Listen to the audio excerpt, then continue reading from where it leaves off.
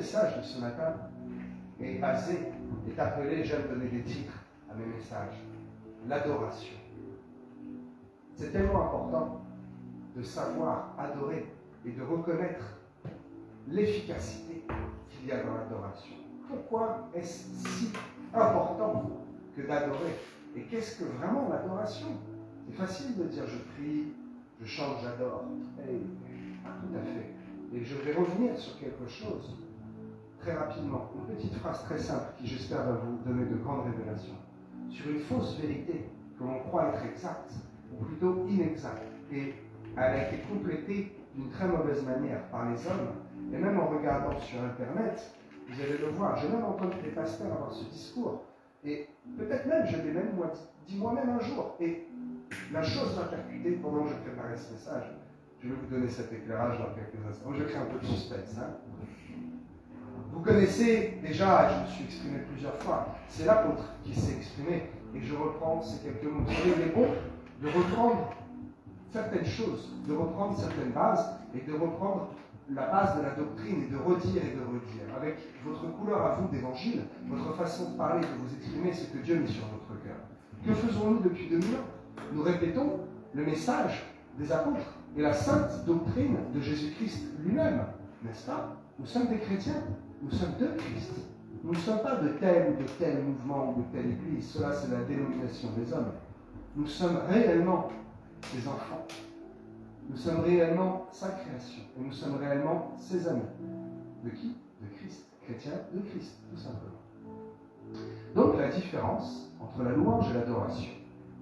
La louange, nous le louons pour ce qu'il fait. Merci Père pour cette journée que tu as fait. This is the day that the Lord has made. Oh, cette journée réjouit mon cœur parce que c'est toi qui l'as faite. Merci Seigneur pour cette journée. Merci pour ma bonne santé. Merci parce que je tiens ferme sur mes jambes et que malgré les adversités du monde, je suis là ce matin pour t'honorer. Grâce à toi. Oh, ce sont mon réveil qui a sonné ce matin. Ce sont mes jambes qui m'ont guidé ici. Hey, mais qui m'a donné ce réveil et qui m'a donné ces jambes? C'est toi. Que toute la gloire soit rendue à ton nom parce que ce que tu fais est une bonne chose. Merci pour ma famille. Merci pour mon travail, etc. etc. L'adoration, c'est un niveau supérieur. Et l'adoration, nous le remercions pour ce qu'il est, pour la personne de Dieu, la personne de Jésus-Christ, la personne du Saint-Esprit, pour ce qu'il est réellement. Parce que Dieu est quoi? Il est bon. Il est au-dessus de tout. Dieu est amour.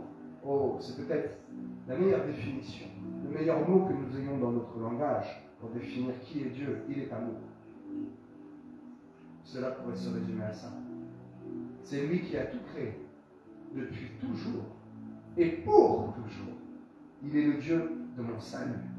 Voilà un tout petit aspect de qui est Dieu.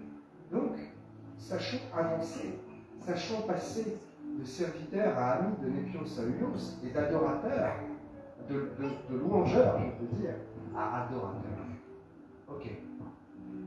Dans l'adoration, il y a quelque chose qui est plus difficile. C'est vrai. Ce n'est pas évident d'adorer. C'est évident de parler et de démontrer physiquement un aspect saint et pur et grandiose. Mais profondément, c'est le cœur qui adore. Nous l'adorons comment? En esprit et en vérité. Vous connaissez ce verset.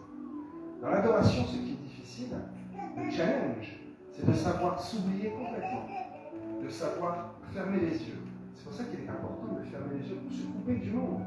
N'est-il pas écrit, lorsque tu me pries, entre dans ta chambre et ferme derrière toi? Bon, ce n'est pas l'important de clencher. Non, la révélation n'est pas là. La révélation est coupe-toi du monde. Sache fermer ton esprit à tout ce qui pourrait te perturber et te concentrer vers Dieu. Et laisse ton intelligence humaine de côté. Laisse parler ton cœur. Il faut savoir s'oublier. Parce qu'il est facile de louer avec les lèvres, mais beaucoup plus difficile d'adorer avec un cœur sincère. De ne pas adorer avec son intelligence humaine et sa réflexion d'homme. De ne pas laisser la chair adorer. Mais c'est l'esprit qui adore, n'est-ce pas? L'adoration, la définition, on peut définir l'adoration comme étant un rapport avec Dieu. Un rapport personnel. Lorsque nous louons, nous sommes en trois. ensemble, là où deux ou trois sont assemblés, il est ici, et il aime lorsque deux ou trois sont assemblés que nous le louons. Mais l'adoration, c'est personnel. L'adoration, vous pouvez le faire chez vous tout seul. Il n'y a pas besoin d'attendre le dimanche pour l'adorer. Vous pouvez le louer la semaine, mais la louange est plus efficace et plus sympathique, n'est-ce pas, lorsque nous sommes ensemble et que nos voix s'élèvent. Mais l'adoration, c'est une relation personnelle avec Dieu. C'est une relation de cœur à cœur. Vous savez, je prends l'exemple d'une jeune maman qui est avec nous. L'adoration, c'est un peu comme quand une maman fait ce qu'on appelle une peau à peau avec l'enfant.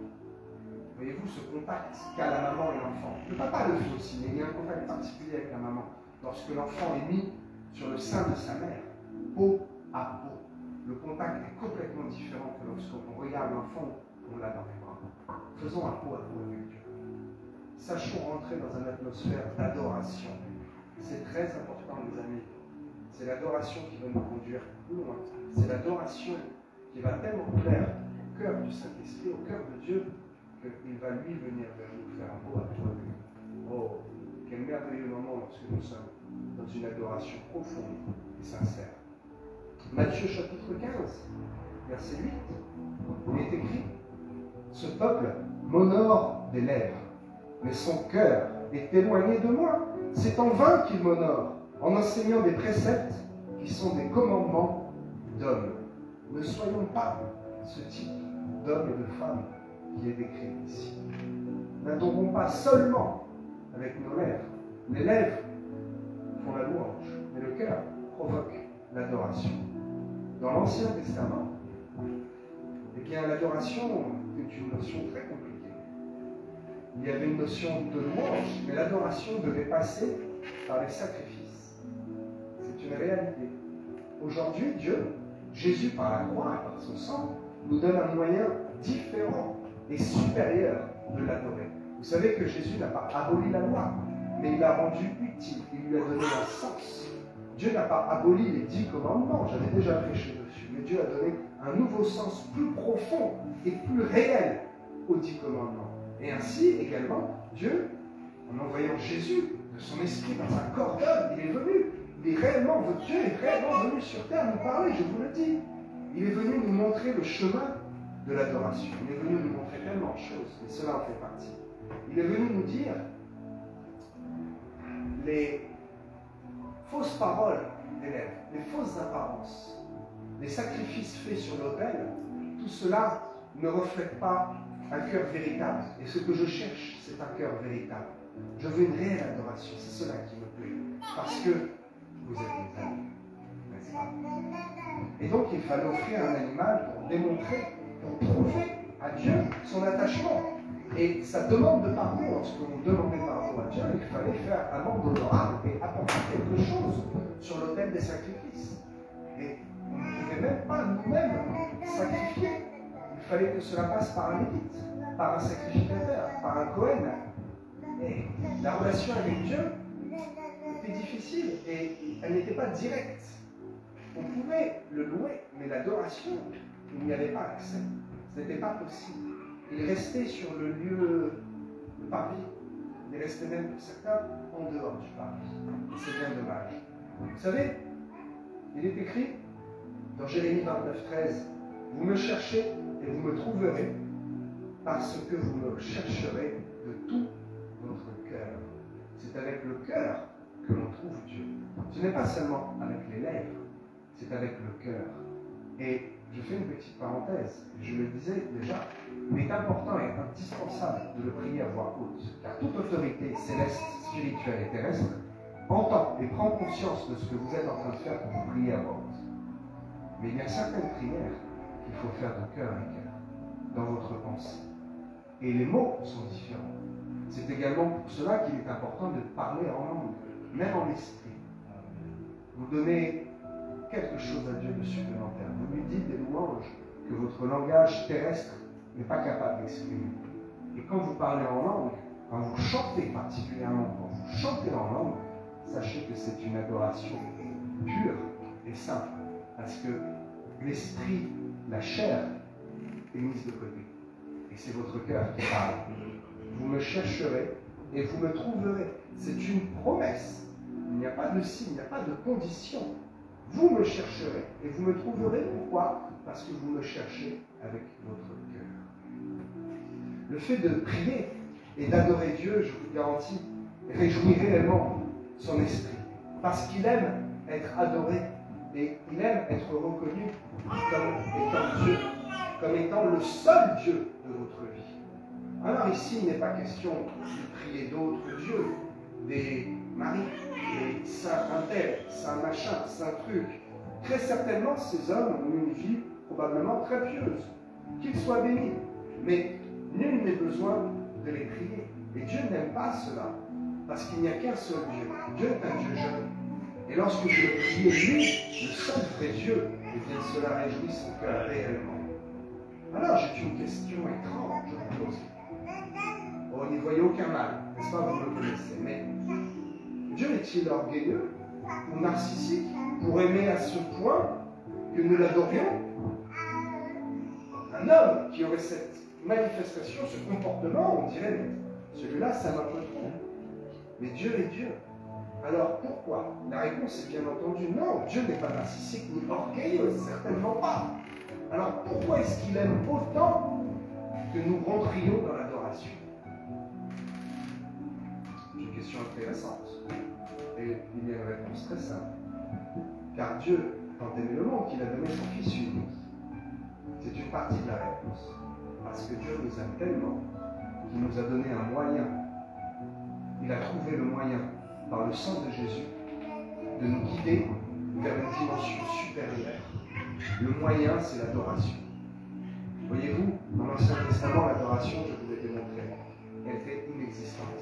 Et Dieu a trouvé un moyen supplémentaire de nous élever.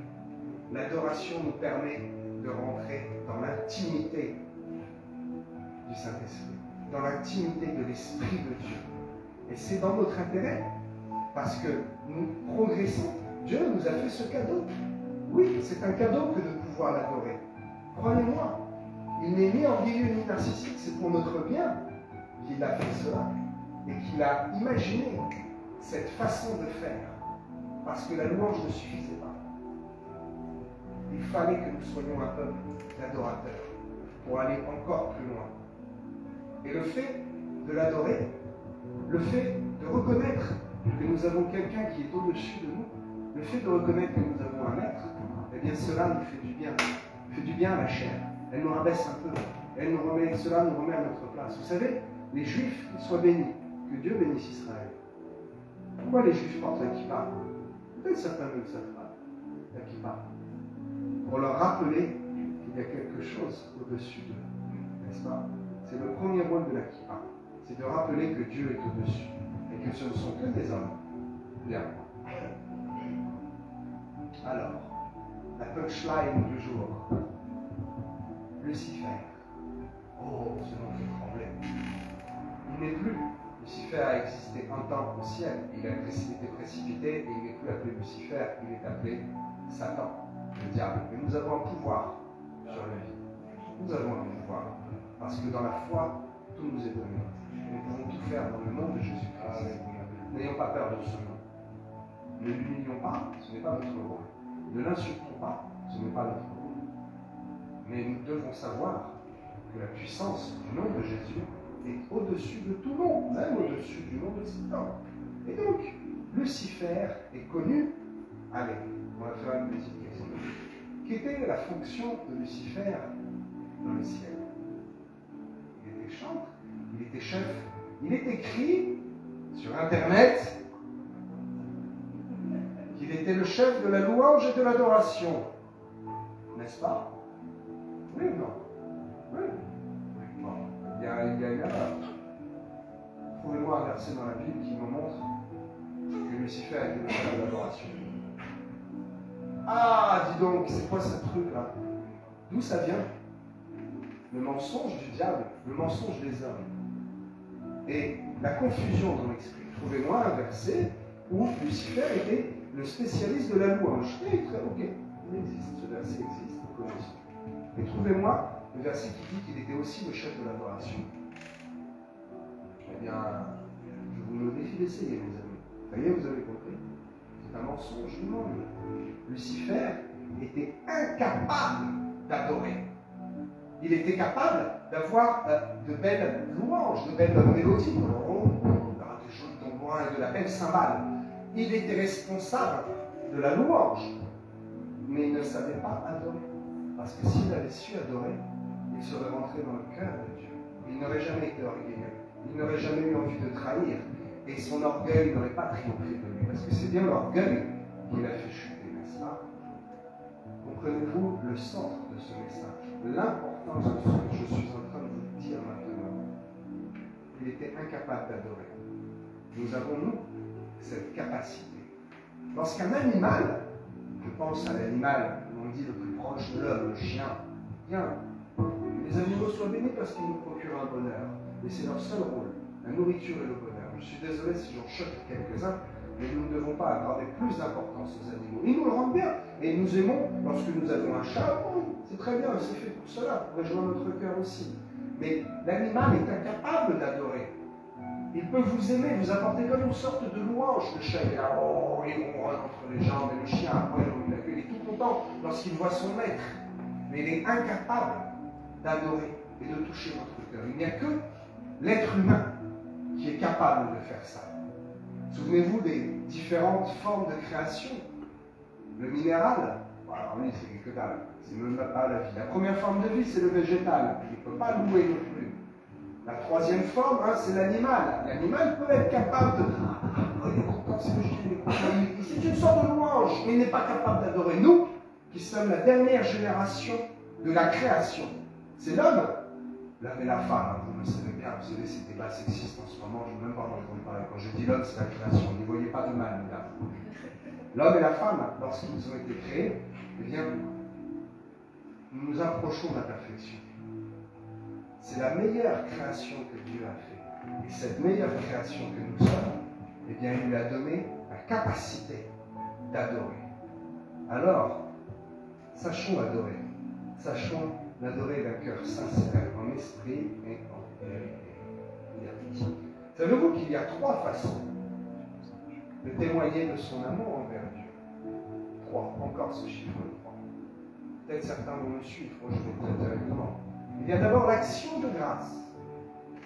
C'est le premier level, le plus simple.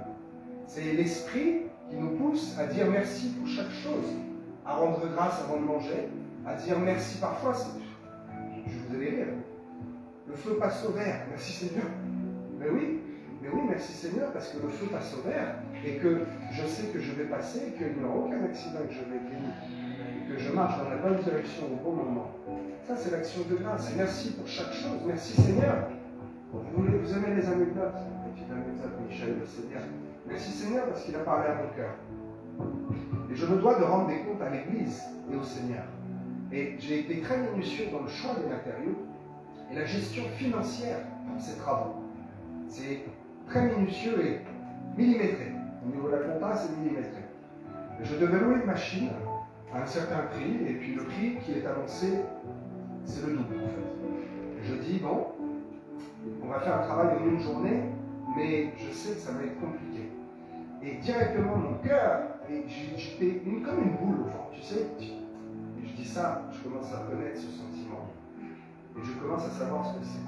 Ça veut dire que là, il y a quelque chose à faire. Je vais écouter le Saint-Esprit en restant sage. Donc je réserve quand même la chose, parce que le timing est pressé, mais je fais toujours des bonnes affaires, vous connaissez. Alors je regarde sur Internet le bon coin, le machin, le truc, de partout. Et je vois le prix réel, vous savez, j'ai fait des années dans le bâtiment, je savais déjà le prix réel de la machine qu'il fallait louer. Donc le prix réel, c'était 3,5 fois supérieur à la location. Je dis, bon, qu'est-ce qu'on va en faire après la machine? Je ne peux pas prendre l'argent de l'Église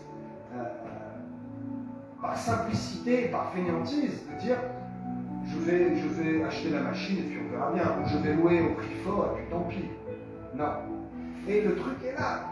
Et le matin même, ça aurait été trop tard dans l'après-midi, avant de venir travailler avec Michel, j'appelle Michel, j'avais rendez-vous, je dis j'annule le rendez-vous, il y a trop de travail, je vais venir travailler. Mais avant, j'ai trouvé quelque chose et je vais aller chercher cette chose. Donc je prie, simplement. Et je ne sais pas comment, vous savez, je suis dans le bâtiment, je connais tous les marchands de matériaux qui existent dans toute la France. Et ce truc, je ne vais pas faire de pub, mais je pense à casse bleu et jaune. Je ne vais jamais acheter là-bas. Jamais.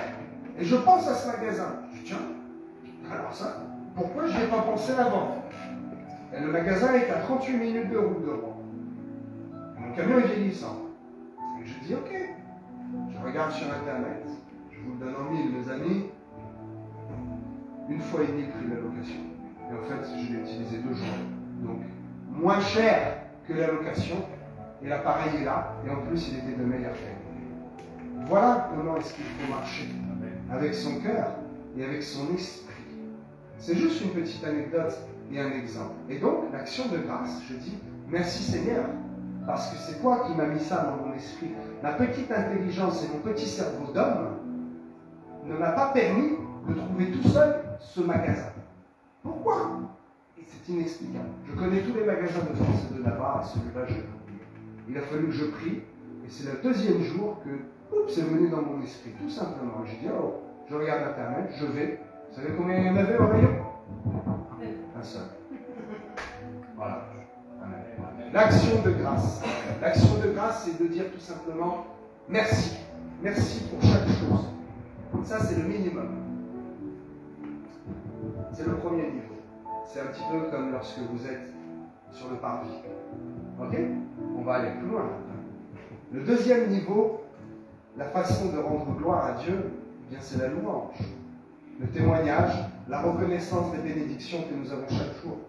Les chants, et de manifester la joie que nous avons d'appartenir au royaume de Jésus. La joie que nous avons d'appartenir à Christ. Et la reconnaissance de l'accomplissement de toutes les promesses bibliques. Ça, c'est ce que nous faisons dans la louange. Nous le louons pour ce qu'il fait, n'est-ce pas? Lorsque nous louons, nous gravissons quelques marches et nous passons du parvis au lieu saint. Comment ça me suit? Et le 3e niveau, c'est l'adoration. L'adoration en esprit et non dans la chair. L'adoration avec le Saint-Esprit qui est au contrôle. C'est une coupure totale du monde. Une adoration qui est simple. Ce n'est pas une intercession. Ce n'est pas une adoration qui se fait dans le tumulte et dans l'agitation, dans le cri. C'est une déconnexion totale du monde. Nous entrons là, dans le lieu très saint. Ne sommes-nous pas appelés un peuple d'adorateurs?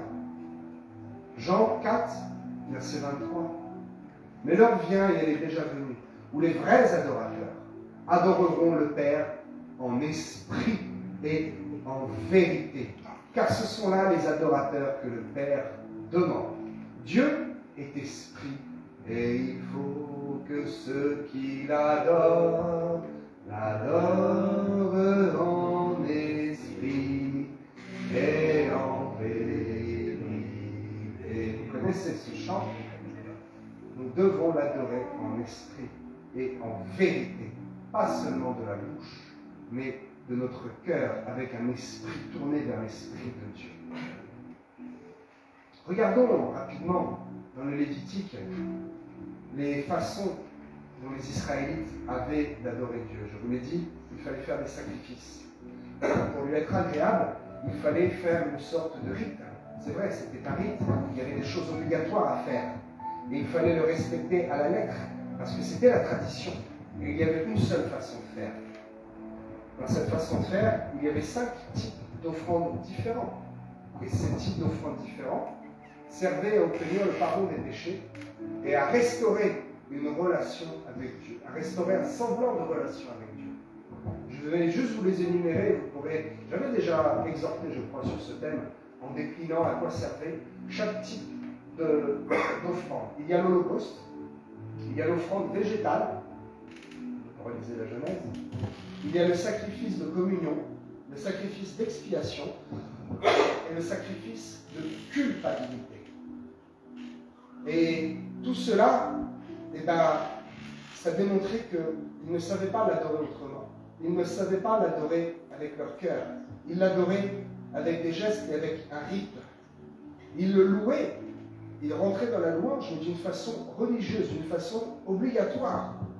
Et je vous le dis, je vous le redis, Christ est venu et a changé cette notion il nous a démontré ce qu'est la véritable adoration. L'adoration, c'est une rencontre avec Dieu, une véritable rencontre. Lorsque nous lisons l'Exode, il est écrit, Dieu dit, ne t'approche pas d'ici, retire tes sandales, car l'endroit où tu te tiens est une terre sainte. Dieu est bien là. Ne t'approche pas. L'homme vient pour rencontrer Dieu. Lorsque nous l'adorons, c'est une réelle rencontre. Et je reprends les paroles du pasteur, et je vous le dis, c'est écrit ici. Ce n'est pas quelque chose que je dis en plus, c'est écrit. Depuis 2 jours, c'est écrit. Il est notre ami, mais aussi notre Seigneur. Prenons donc soin de respecter la personne du Saint-Esprit. Et gardons toujours en tête que nous lui devons la révérence et le respect. Le respect dû à un roi. Pire, le respect dû au roi des rois. Même les rois sur terre avaient un roi, Christ. La qualité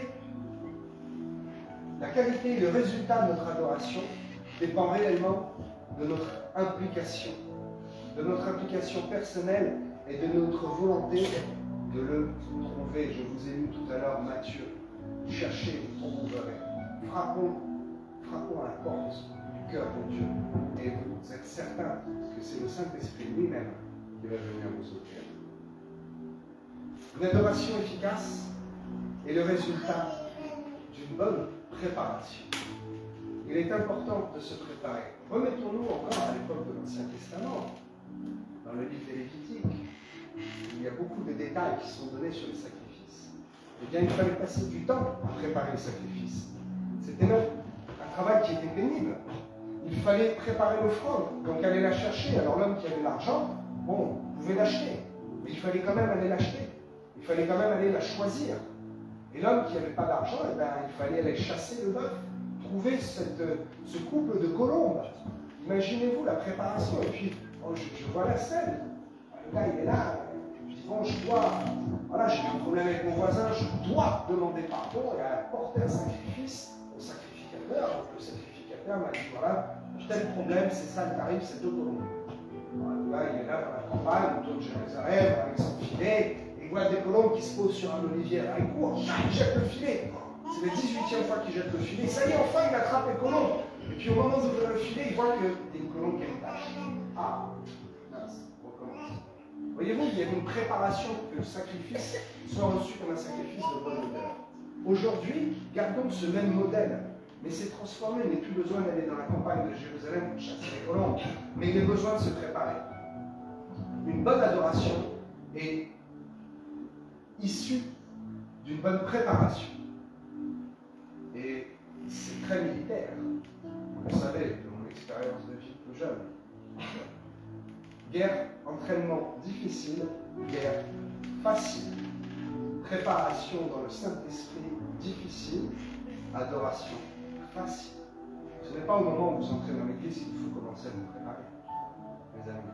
C'est bien avant. L'adoration se fait en tout temps.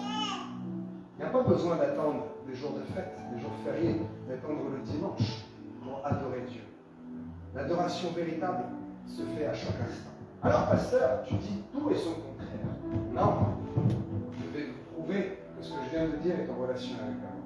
C'est-à-dire qu'il faut se préparer pour une bonne adoration, et après je dis que l'adoration se fait en tout temps. Mais alors comment? Eh bien, mes amis, soyez prêts tout le temps.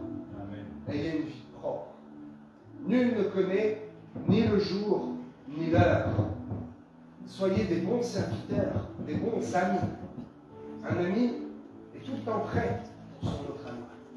Même au milieu de la nuit, il va se lever.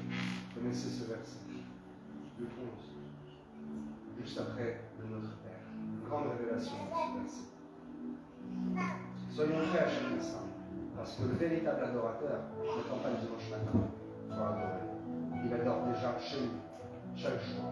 Et lorsque vous faites cela, et que vous venez, et que la louange monte ensemble, et que nous rentrons en adoration chacun personnellement, c'est à ce moment-là que les choses bougent, que la guérison intervient sans même avoir besoin de prier.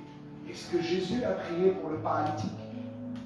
Est-ce que Jésus a prié pour cet homme qui n'avait pas d'orbite, qui était aveugle? Est-ce que Jésus a prié pour la fille de Jaïrus?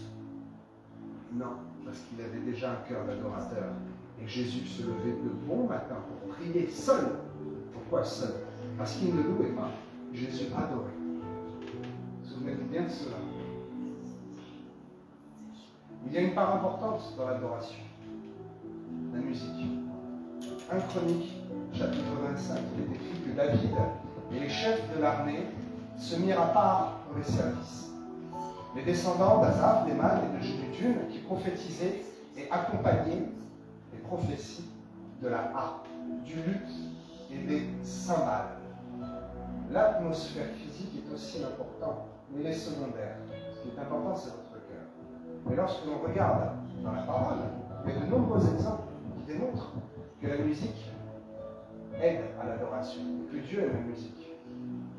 Vous savez que le grand prêtre, le Kohen Gadol, lorsqu'il rentre dans le lieu très saint, eh bien il porte des petites clochettes.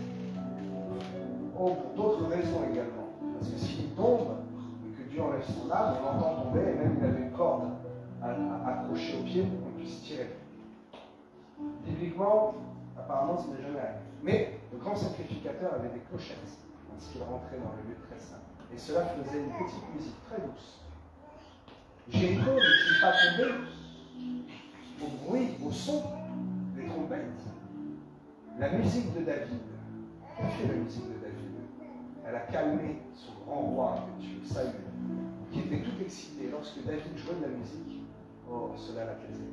Ne dit-on pas dans le monde que la musique a aussi le monde, n'est-ce pas? L'arche de l'Alliance, vous ne le saviez pas, lorsque l'arche de l'Alliance était déplacée, eh bien, il était déplacé au son des trompettes. Salomon lui-même avait des chantres dans sa propre cour.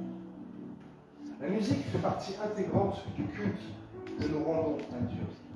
Elle est secondaire, mais elle est importante. Et lorsque je fais mon culte personnel dans mon bureau, j'aime très souvent mettre un petit fond de musique. J'aime beaucoup Terry McElroy, ça me met tellement béni. Et avant même que je commence à adorer, sa louange provoque quelque chose. Il se passe quelque chose dans la pièce et mon cœur est encore plus disposé. Et le chemin vers l'adoration est aplani et devient facile. Pourquoi? Parce qu'il y a une bonne préparation. Ok. Lorsque nous adorons, c'est une offrande que nous faisons à Dieu. Et ce que nous faisons, nous devons le faire avec le meilleur dont nous disposons. Pensez à ces trois rois, appelés les rois mages. Il n'en est rien, encore une invention des hommes. Ces hommes-là n'étaient pas mages du tout. Ils étaient scientifiques. Souvenez-vous de cette prédication, vous la trouverez sur YouTube. Les trois rois mages. Ils sont venus avec ce qu'il y avait de meilleur pour offrir à Jésus. Matthieu 2, vous voyez Matthieu 2. Parce que Christ, le Saint-Esprit, Dieu lui-même, mérite de recevoir le meilleur que nous ayons à lui offrir. Je vous disais tout à l'heure, si demain le président arrive, bon, même si vous ne l'aimez pas, c'est un président. Il a un minimum de respect lorsque nous lui parlons, même si nous ne sommes pas d'accord, peu importe, je ne fais pas de politique. Son statut est là. Et donc vous allez lui servir peut-être une bonne viande, ou peut-être le meilleur millésime que vous ayez à la cave, les meilleurs aromates. Et celui-ci n'est qu'un homme. Mais vous avez à cœur de l'honorer. Lorsque vous honorez Dieu, lorsque vous cherchez à rentrer dans l'adoration, offrez-lui réellement ce que vous avez de meilleur à lui offrir. Ce que vous avez de meilleur, c'est la sincérité de votre cœur, n'est-ce pas? Lui-même s'est donné pour nous. Il est bien plus impressionnant et important qu'un président, qu'un roi. C'est celui qui nous a créés et qui a créé le monde. Il est important, lorsque nous adorons, de garder cette notion de soumission spirituelle au Saint-Esprit. Et ainsi, il peut lui venir faire un pot à pot avec nous et parler à notre cœur. Parce que si vous n'avez pas un cœur qui est disposé, un cœur qui est bien disposé et qui est soumis, le Saint-Esprit est comme une colombe. Il ne va pas vous forcer. Soyez bien disposés. Et je le répète, l'adoration se fait dans le calme, la propreté, l'harmonie, la bienséance et l'ordre. 1 Corinthiens 14, 40. Que tout se fasse convenablement et avec ordre. Le Saint-Esprit aime agir dans le calme. Combien de grands miracles ont été faits dans un grand silence et dans un grand calme. Aucun fracas. Lorsque ce paralytique attendait à la piscine de Bethesda et que les anges venaient, il y avait un fracas. L'eau était remuée, il y avait un grand fracas. Mais lorsque Jésus, encore une fois, il vient nous délivrer, vous avez regardé ce petit court message sur la piscine de Bethesda? Regardez sur le YouTube, c'est très édifiant. Bethesda. Eh bien, lorsque c'est Jésus qui vient guérir, l'eau n'est pas agitée. Il n'y a pas de tumulte, il n'y a pas de bruit, il n'y a pas de bagarre. Il lui dit simplement, prends ton lit, lève-toi et marche. Point barre. C'est aussi simple que cela. Lorsque Dieu agit, il agit dans la douceur et dans le calme. Amen. Je vais m'arrêter là. Il est temps. Ce qui devait être dit